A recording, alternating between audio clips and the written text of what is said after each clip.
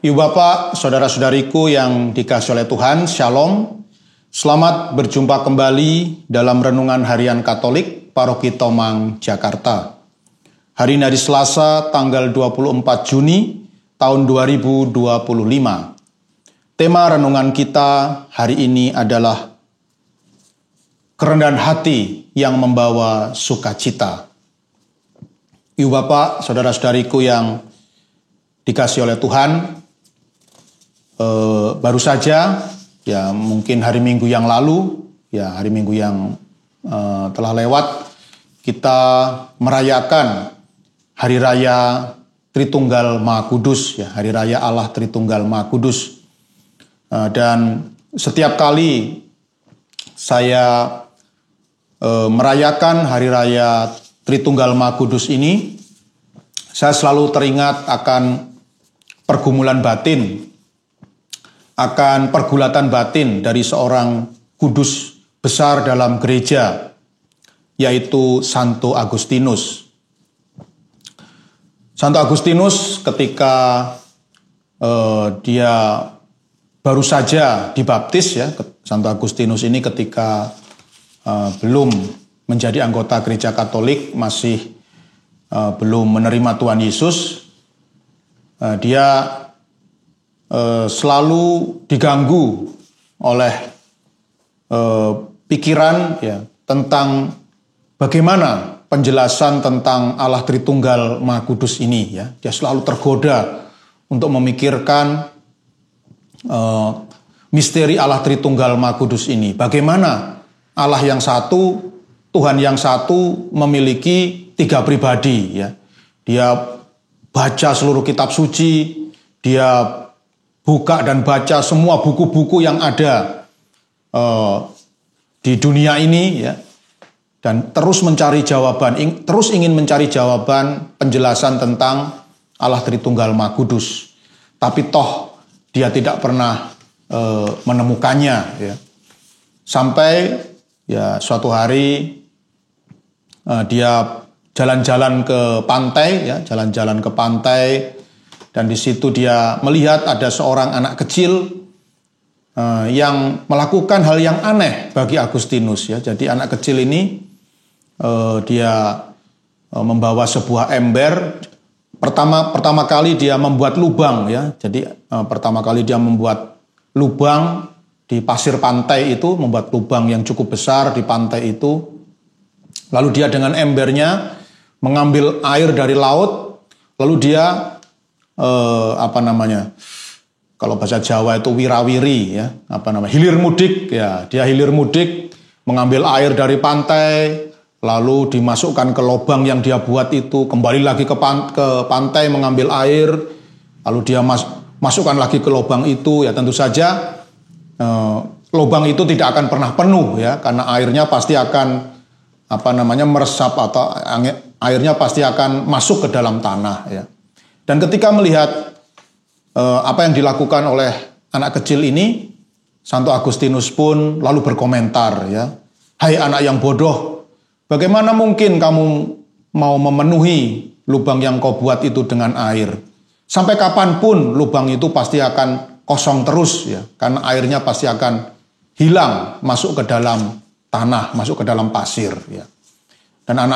Dan anak kecil ini lalu berkata kepada Agustinus, ya, "Hei Agustinus," ya, ini Agustinus juga merasa kaget, ya, kok anak kecil ini tahu namanya, ya.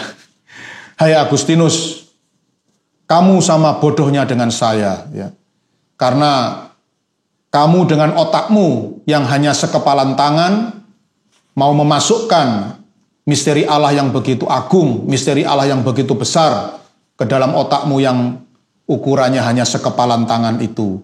Itu adalah hal yang sia-sia yang kamu lakukan. Itu adalah tindakan yang sia-sia. Dan sampai kapanpun kamu tidak akan paham tentang misteri Allah yang begitu agung, yang begitu besar, yang mau kamu pahami hanya dengan otakmu yang kecil, yang hanya seukuran kepalan tangan manusia, ya. Dan Agustinus merasa terkejut, ya, dengan kata-kata anak ini, ya. Dan kemudian ya menurut legenda anak kecil ini lalu lenyap dari hadapannya ya, dan banyak orang mengatakan bahwa anak kecil itu tidak lain adalah Tuhan Yesus sendiri ya.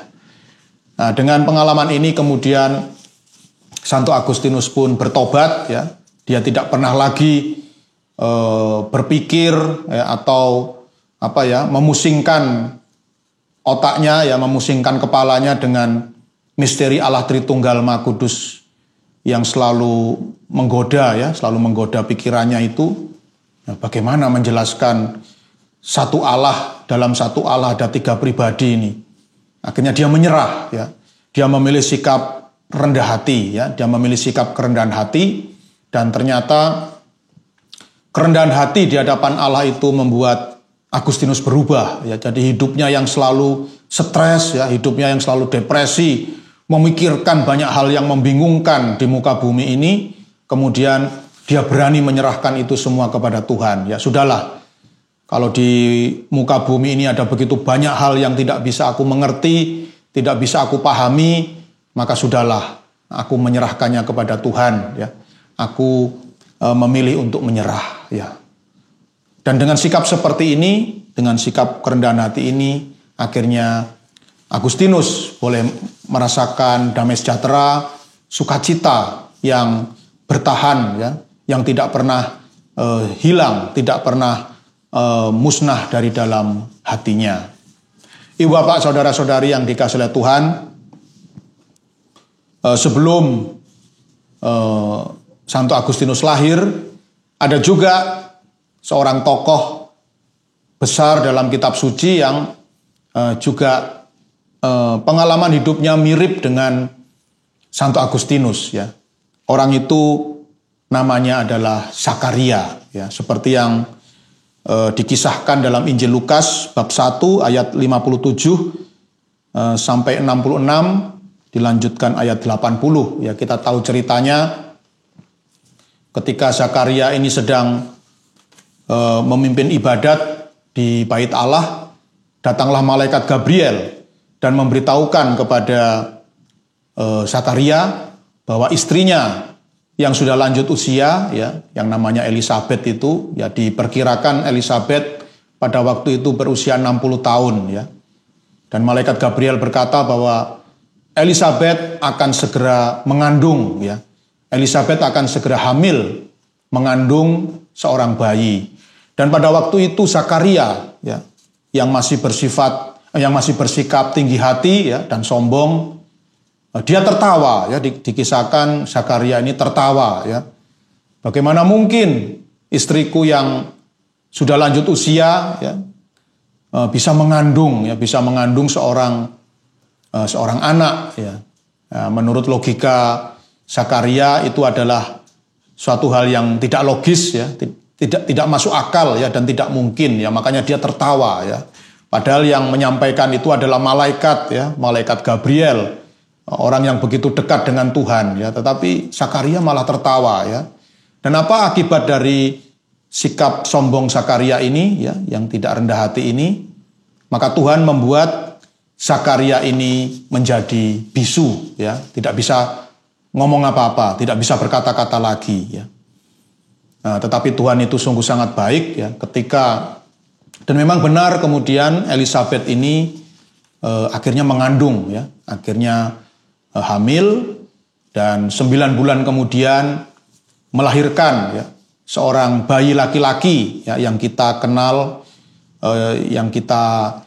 dengan Santo Yohanes Pembaptis, ya. Jadi Santo Yohanes Pembaptis ini adalah anak dari Santa Elisabeth dan suaminya Zakaria, ya. Dan ketika Yohanes Pembaptis ini sudah lahir, maka ya seperti biasa, ya, seperti orang tua yang lain, Elisabeth bingung. Elisabeth juga para tetangganya bingung, ya, anak ini nanti mau diberi nama apa, ya. Kemudian Elisabeth pun dia teringat dengan pesan malaikat Gabriel, anak ini harus diberi nama Yohanes, ya. Tapi masalahnya di daerah di mana Elisabet dan Zakaria tinggal, itu tidak ada orang yang namanya Yohanes ya atau Yunus, itu tidak ada ya. Dan nama itu adalah nama yang tidak lazim bagi orang yang tinggal di daerah Elisabet dan Zakaria ya. Mungkin sama dengan kalau di Solo atau di Jogja ya, atau kalau misalnya ada orang Jawa namanya Poltak, nah itu pasti akan apa ya, terasa aneh gitu ya. Orang Jawa kok namanya Poltak ya, atau Hasudungan, nah itu pasti aneh gitu ya. Demikian pula kalau ada orang Batak namanya Sugiono, Wagiman ya, lalu Warsina ya, itu pasti juga aneh bagi orang Batak gitu ya. Dan inilah yang dialami oleh para tetangga Elisabet ya, bagaimana anak Elisabet akan dinamakan Yohanes ya, karena nggak ada nama itu di kalangan orang-orang di daerah Elisabet dan Zakaria tinggal. Tetapi Zakaria yang terus mendengarkan percakapan itu ya, kemudian kita bisa baca dalam perikop Injil hari ini, Elisabet dan tetangga-tetangganya memberikan sebuah itu kalau kita orang Indonesia itu menyebutnya batu sabak ya. Jadi memberikan semacam papan tulis kecil gitu ya. Kemudian juga sebatang kapur kepada Zakaria. Lalu mereka bertanya, karena Zakaria tidak bisa ngomong ya. Kalau menurutmu siapa nama anak yang baru saja dilahirkan oleh Elisabet istrimu? Maka kemudian Zakaria pun menulis ya di atas papan tulis kecil itu ya, namanya Yohanes ya, sesuai dengan apa yang dikatakan oleh malaikat Gabriel ya.